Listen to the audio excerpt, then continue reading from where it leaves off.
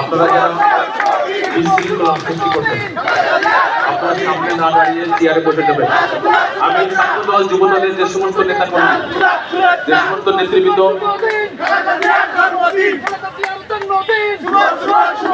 ছাত্রদলের এবং যুবদলের নেতৃবৃন্দ চেয়ারগুলো ধরে পিছনে যে জায়গা খালি জায়গা আছে খালি জায়গায় চেয়ার দিয়ে দাও। যুবদল এবং ছাত্রদল ঈশা এবং পারভেজ, ঈশা পারভেজ।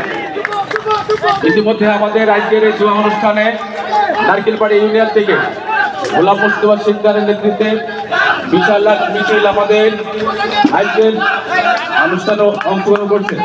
নেতৃত্বে আছে আলতাফ, আমাদের মাঝে ইউনুস ভাই, হাসান ভাই এবং মুস্তফা সিকদার।